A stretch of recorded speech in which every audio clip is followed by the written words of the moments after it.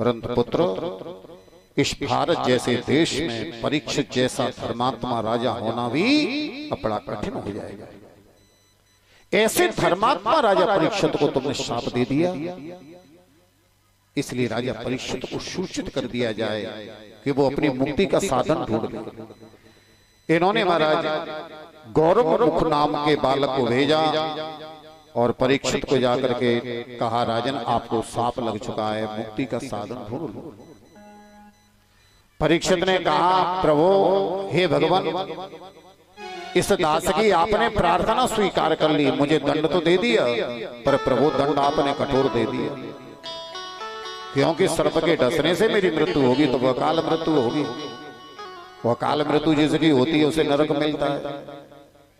किसी दीवार मकान आदि के गिरने से, मार्ग में एक्सीडेंट आदि होने से, जल में डूबने से, अग्नि में जलने से, सर्प के डसने से ये जो मृत्यु होती है वो अकाल मृत्यु है, ये सब नरकगामी बनाते हैं। पर परीक्षित कहते हैं कि भगवान जब आपको यही अच्छा लग रहा है तो मुझे भी यही अच्छा है। देखिए परीक्षित का कितना सुंदर भाव है। परीक्षित कह रहे हैं, प्रभु आपको ही अच्छा लग रहा है कि मुझे नरक में जाना पड़े, सर्प से मेरी मृत्यु हो, तो मुझे भी अच्छा है। तुम्हारी इच्छा में मेरी इच्छा है। भगवान की इच्छा में अपनी इच्छा को मिला देना, ये सबसे उत्तम भक्त के लक्षण है, श्रेष्ठ भक्त के लक्षण है। हे प्रभु, जो आपकी इच्छा है वही मेरी इच्छा। एक महात्मा थे, कहीं जा रहे थे, मार्ग में एक नदी मिली, जल बहुत था, तो अन्य राहगीरों के साथ में ये भी एक नौका में बैठ गए। अब केवट उस नौका को लेके चल पड़ा, और जैसे बीच नदी में ये नौका पहुंची तो भंवर में फंस गई, उसमें पानी भर गया नौका में। केवट बोला, भैया एन केन प्रकारेण, नौका में जल ज्यादा हो गया, इसे बाहर निकालो। तो सभी निकालने लगे। महात्मा बैठे थे,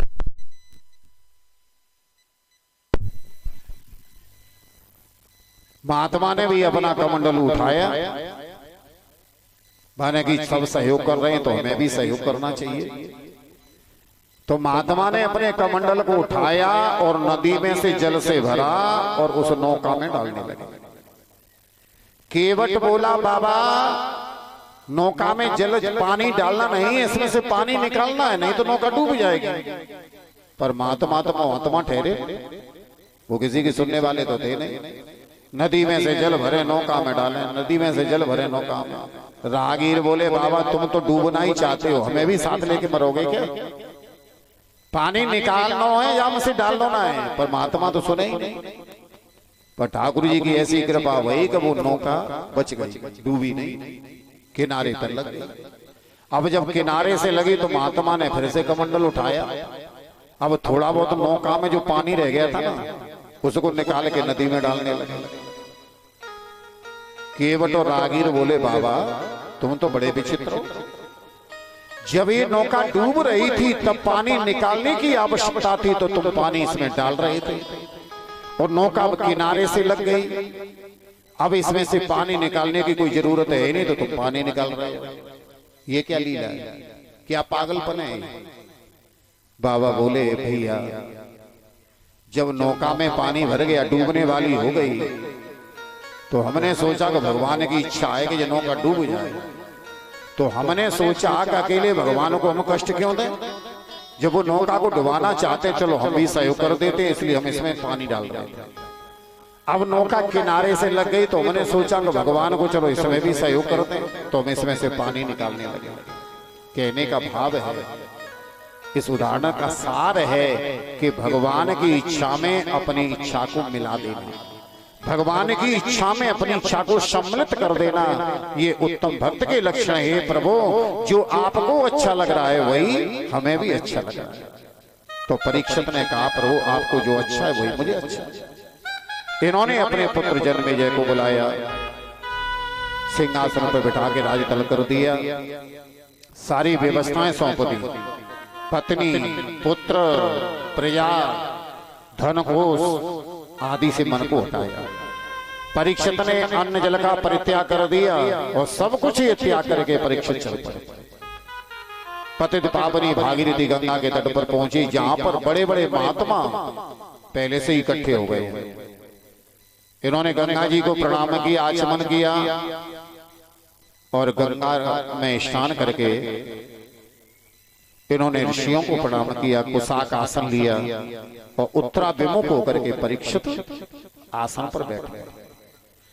पर किसी से इन्होंने ये नहीं कहा कि मुझे शाप लग गया है तो क्या करना चाहिए, किसी से नहीं कहा, चुपचाप मुंह बैठ गए।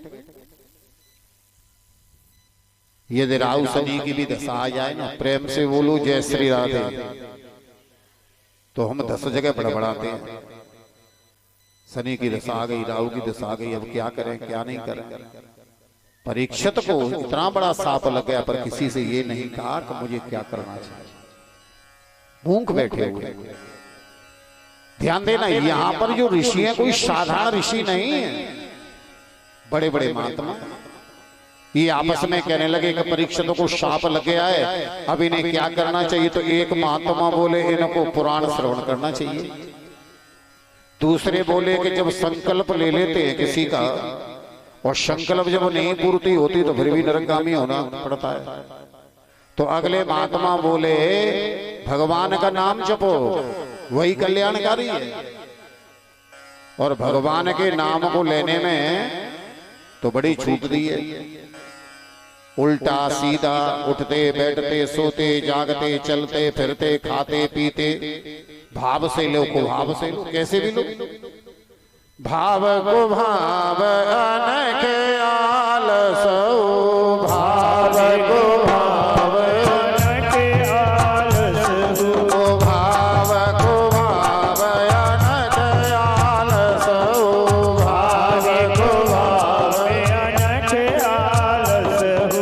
नाम जपत मंगल देश दसो, नाम जपत मंगल देश दसो, नाम जपत मंगल देश दसो, नाम जपत मंगल देश दसो। भाव से लिया जाए को भाव से लिया जाए, आलस में प्रमाद में जैसे भी लिया जाए वो भगवान का नाम मंगलकारी होता है।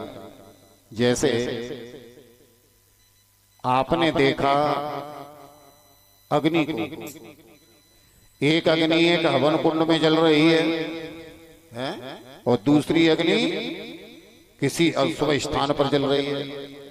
अब आपने सोचा कि ये हवन कुंड की जो अग्नि है ये तो शुभ है, इसको हम छुएंगे पकड़ेंगे तो जलाएगी नहीं।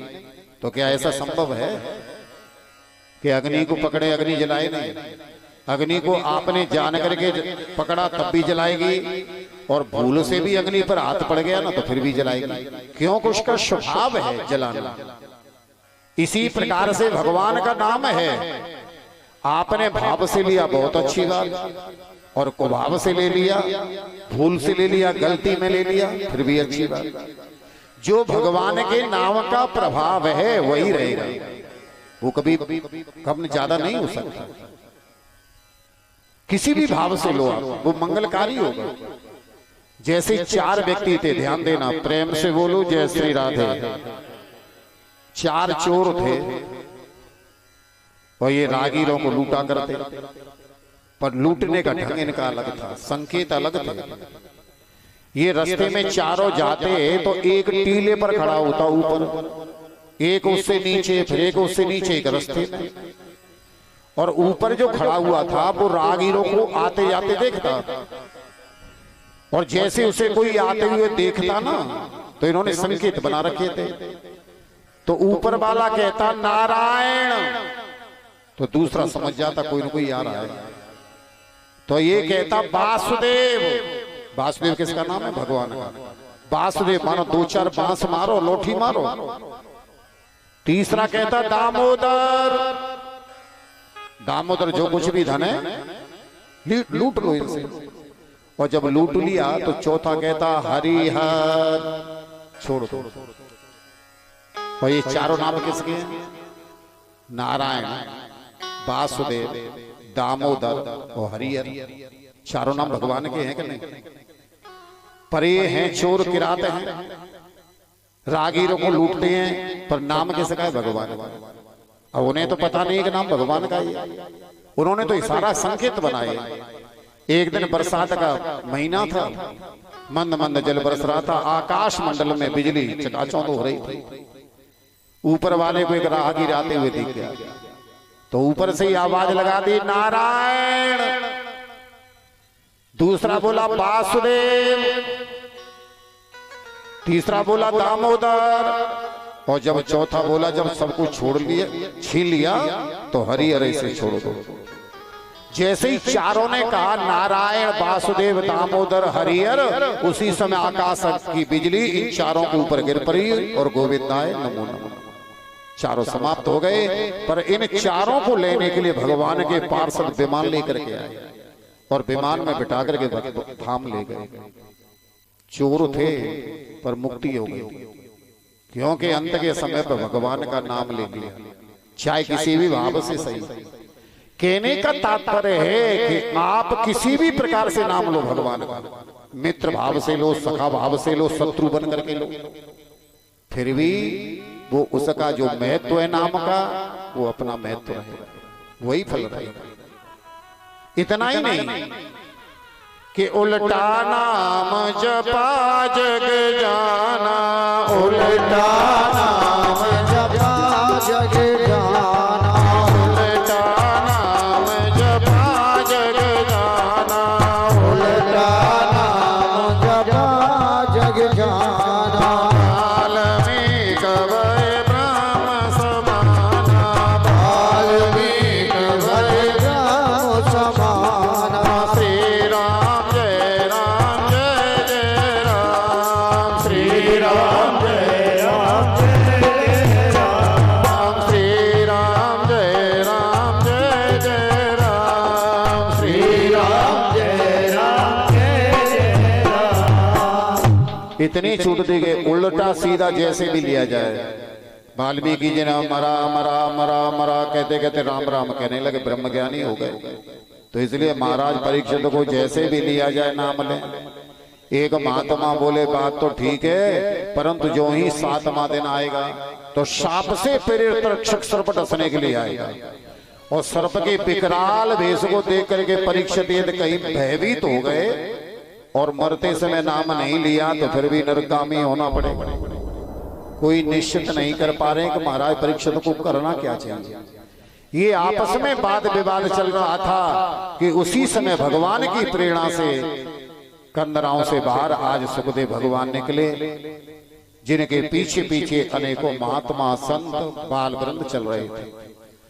गंगा के तट पर महाराज परीक्षित पधारे, और जैसे ही परीक्षित की दृष्टि पड़ी भगवान सुखदेव पर, दौड़ करके गए और जाकर के चरणों में साष्टांग प्रणाम किया। भगवान सुखदेव ने अपने वरद हस्तों इनके मस्तक पर धारण कर दिया। सबसे ऊंचा सिंहासन बना हुआ, उस पर किसी को बिठाया नहीं परीक्षित, पर भगवान सुखदेव को देखते ही इन्होंने महाराज परीक्षित को उस दिव्य सिंहासन पर आसीन किया।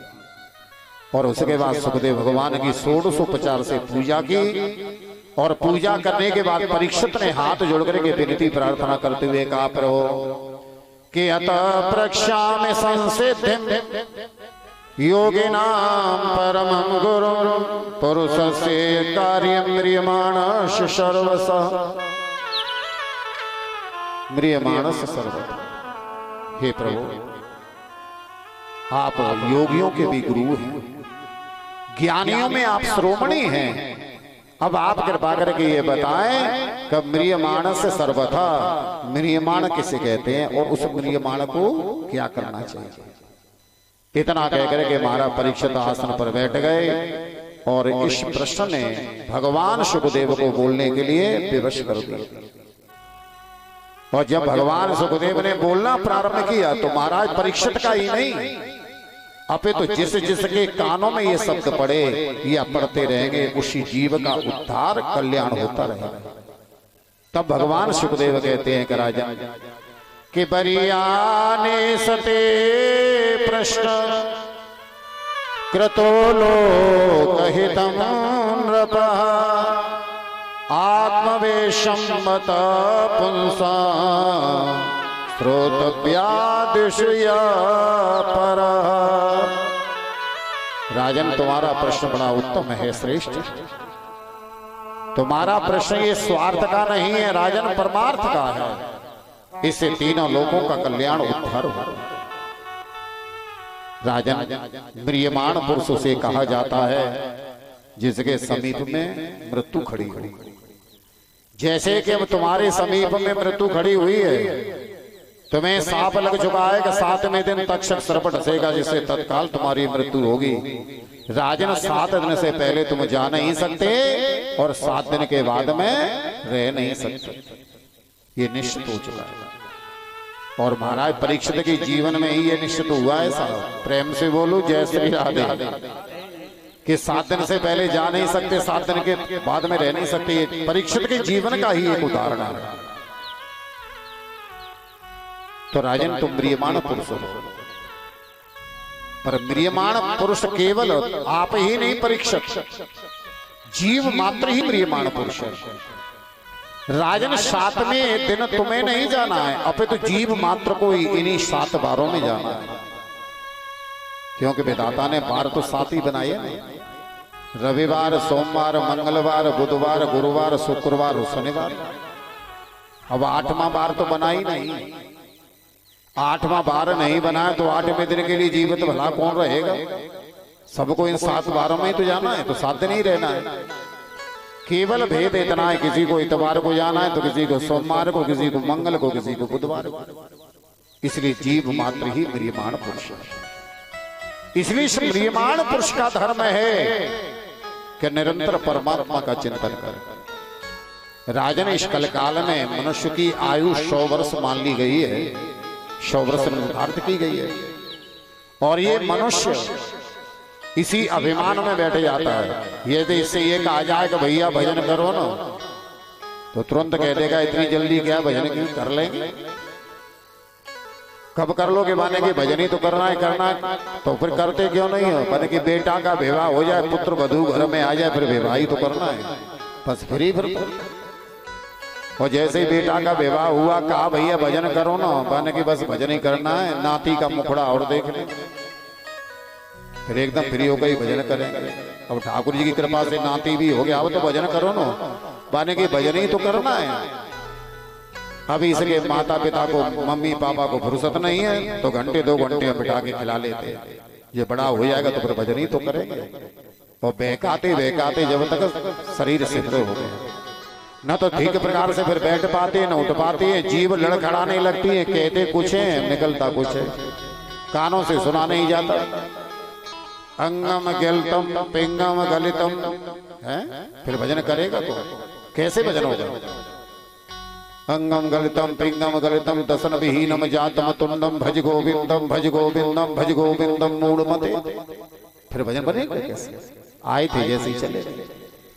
चलो मान लिया कि हम 100 साल तक जीवित रहेंगे, तो 100 साल की अवधि का अभिमान करके बैठना भी गलत है। क्योंकि रात्रि और दिन के संयोग से वर्ष मास आदि का निर्माण होता है।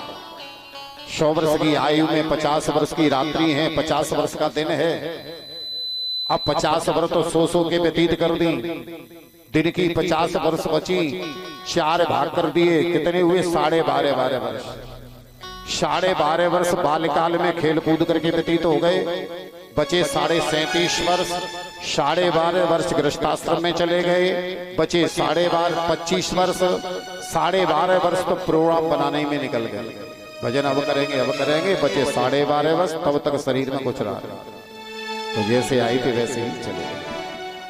इसलिए कौमार आचरे प्राज्ञो, ये प्रहलाद जी भी कहते हैं 7वें स्कंद में कि कौमार अवस्था से भजन करना चाहिए। कौमार अवस्था से जब भजन करते हैं तो अभ्यास हो जाता है जीव को, जैसे रसरी आवत जात ही सिल पर पड़त निशान।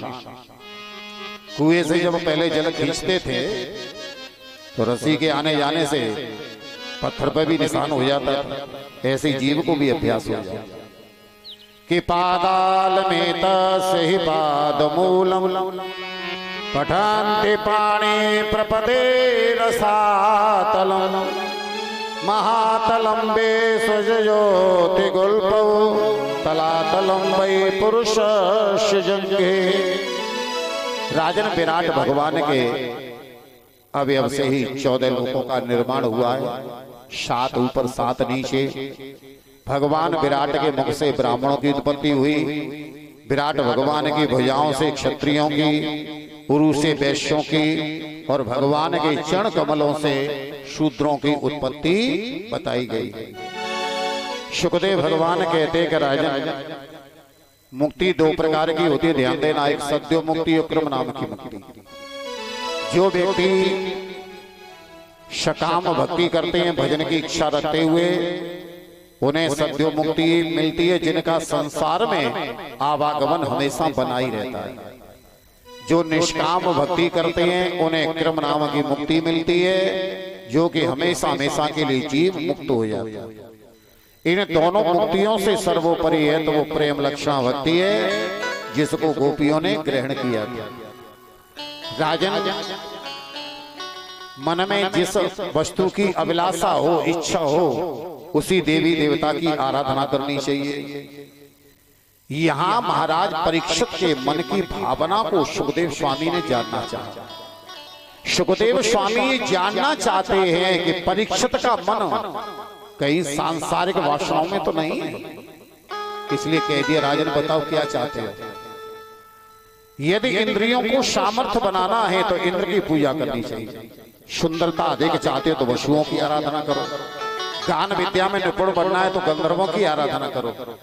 यदि अधिक विद्वान बनना है तो भगवान शिव की आराधना करनी चाहिए। इसलिए हमारी व्यासपीठ कहती है कि बच्चों से हमेशा भगवान शिव की आराधना करानी चाहिए। भगवान शिव पर जल चढ़वाओ, बेलपत्र चढ़वाओ। यदि हमें धन की अधिक अभिलाषा है तो जगत जननी मां भगवती दुर्गा देवी की आराधना करनी चाहिए। और सांसारिक यदि कोई वस्तु नहीं चाहिए तो भगवान हरि का यजन करो। तो बताओ राजन, तुम्हें क्या चाहिए। परीक्षित हाथ जोड़ करके बोले, गुरुदेव क्षमा करना, ये सब कुछ तो मैं त्याग करके आया हूं, छोड़ के आया हूं। अब मेरी कोई अभिलाषा नहीं है। मेरी यदि अभिलाषा है तो गोविंद की चरणार बिंदों की है। धन्य हो राजन, जो कि तुम्हारा मन एकाग्रचित्त हो चुका है। राजन, स्वर्ग को प्राप्त कर लेना, वैकुंठ को प्राप्त कर लेना सहज है। वो ये कहे कि वैकुंठ और स्वर्ग पाना तो बड़ा मुश्किल है। नहीं, बहुत साधारण सी बात है। आप अधिक भजन करोगे, सत्कर्म करोगे तो कन्फर्म है स्वर्ग मिलेगा, वैकुंठ मिलेगा। पर मनुष्य तन बार बार मिलना ये कठिन है। इसलिए भागवत के 11वें स्कंद में नवयोगेश्वर राजा निवेश कहते हैं कि दुर्लभो मानसो देहो देहिनाम क्षण भंगुर तत्रापि दुर्लभम मन्ये वैकुंठ प्रिय दर्शन। दुर्लभो मानसो देहो, राजन ये मनुष्य तन बड़ी कठिनाई से मिलता है। वैकुंठ स्वर्ग को प्राप्त कर लेना सहज है। वैकुंठ प्रिय दर्शन।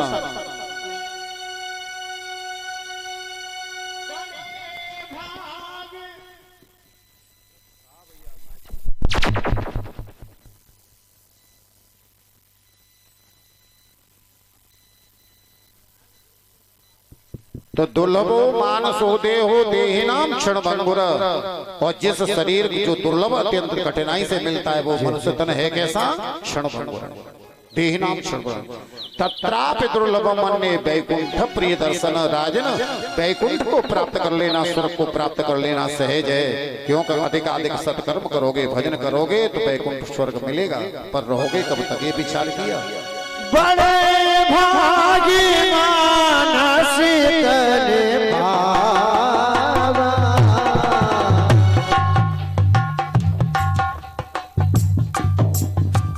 सूर्य दुर्लभ सद्गुण गावा। ये जो चौपाई है वैसे तो रामचरितमानस गोस्वामी तुलसी कृत, हमारे भागवत के जो श्लोक हैं, इन श्लोकों का 90% भावार्थ रामचरितमानस में है। 90%। भागवत के जो 18,000 श्लोक हैं इनका 90% भावार्थ गोस्वामी जी ने रामचरितमानस में किया। दुर्लभो मानसो देह बड़े भाग्य मानस तनु पावा सुर दुर्लभ सद ग्रंथन गावा। अनेक चौपाई हैं ऐसे अनेक श्लोक हैं। तो हमें माने कि एक बार स्वर्ग या बैकुंठ मिल तो जाए, फिर वहां से क्यों छोड़ेंगे? क्योंकि वहां मिलने के बाद कोई काम तो है नहीं, कोई धंधा है नहीं, वहां तो केवल खूब भजन करेंगे, कथा सुनेंगे।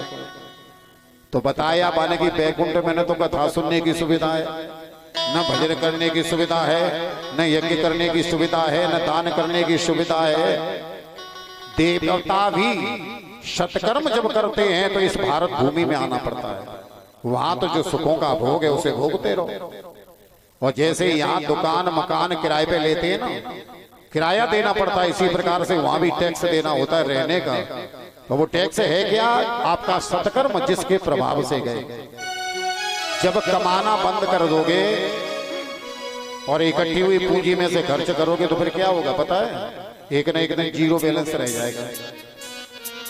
1 लाख रुपए कमा के बैंक में जमा कर दिया, कमाना बंद है, अब उसी